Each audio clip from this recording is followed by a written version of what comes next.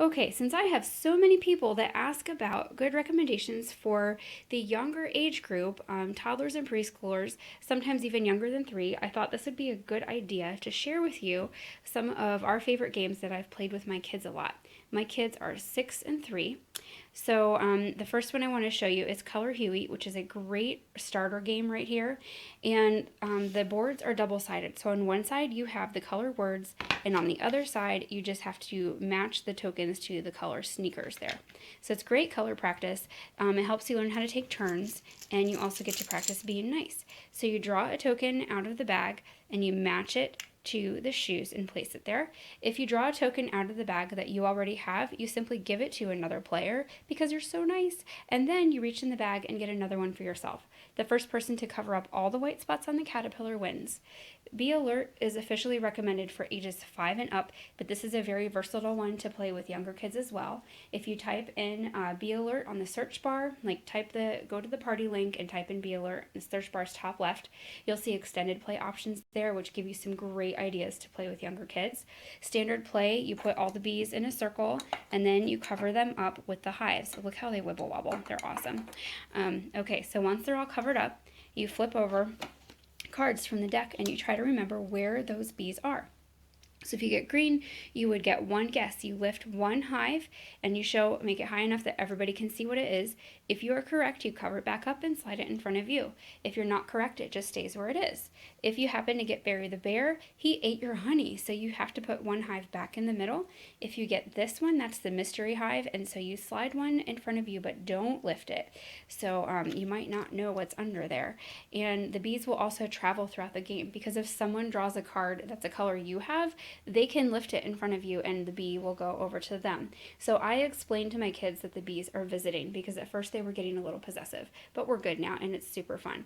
I love that the Simply Fun boxes all have special spots for everything. My kids actually think it's really fun to help me put away the games, which is great. Okay, here is Digger's Garden Match. This is for 4 and up. Again, you can modify this one to be a little easier if you need, or even modify it to make it a little bit harder if you have some older kids playing along. So I love this one. You have a game board here, and we start out at the doghouse, Digger's doghouse right there. And on your turn, you're going to take one of the tiles in your hand. Standard play is 2 tiles for each person, and you have to make your matches based on color or shape, and you count up the shapes in the middle.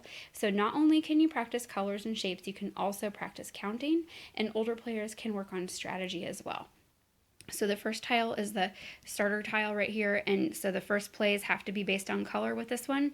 So for example, you could play this tile, and that would give you 5, okay, because it's green to green. So 1, 2, 3, 4, 5, and you would move your token accordingly. You can also make color to color or shape to shape. So here is an example of color to color. You got 4 points for that one, and here is shape to shape.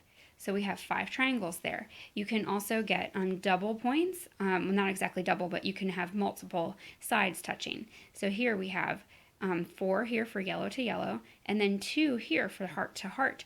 And so that is a 6-point move right there. Again, we have another place where 2 sides match. So we have 4 here and 2 here, so that's another 6-point move. So it's another favorite game. Right here we have My Monster. This is a great travel game. I throw this in the diaper bag or in the backpack all the time and take it to the doctor's office. I would not recommend this one for someone as young as 2 because the pieces are very small with this one. So you can see in my hand, they're pretty small. So you reach in the bag on your turn and you draw out a stick and or whatever the shape is. I got a stick, and you put it on the board on the matching place. So you see that we have several circles, we got a couple hearts. So when you reach in the bag, you try and feel the shape that you need. This game is even fun for me though, because my kids have an equal chance to win, because even though I can feel for a triangle, because we need triangles to cover up the ears, so I can find those pretty easy, but I can't always get the right color. You know, for example, I just got a red heart. Well, I already have a red heart, so it doesn't mean I'm going to win just because I'm the grown-up. So that's really fun to do, and again, I love this carry bag. It all fits right in there, really great. Shareberry is probably my favorite game for age 3 and up. I started playing this one with my son when he was 2.5, and it was a little rough for him at the beginning because he was just learning the motor skills to start threading beads, and so I put an extra piece of tape around the end here to make it longer for him. That really helped. So what you have is you have your tiles set up in a path. You've got your main berry basket, and each person has their own little basket, and you flip over a tile, and that tells you how many berries to thread on your string. So you can count the berries in the basket. You can also start practicing learning your number recognition. So again, you have 4, and you can count the berries in the basket. Look at the number 4, and you put those berries in your basket. That's like your holding place, and then you put them on your string. After everyone has gone around and turned over the berry path tiles, you turn over your river tiles. So this is what the back looks like. You flip it over. That tells you how many berries to share with someone else. So Barry has 2 berries on his branch right there. This is Barry the bear. Lots of berries going around. So you pass 2 berries from your string to another player. If you have more than 2 players, then you can work on left and right. So if Barry is facing to the left, that's who you give your berries to. If Barry is facing to the right, you give your berries to that person. So not only do you practice sharing and fine motor skills of threading beads, you can also practice number recognition and left and right. And I'm sure I left something out, but this is like a superstar game in my book. Okay, so there are some of my favorite games for the younger ones. See you later.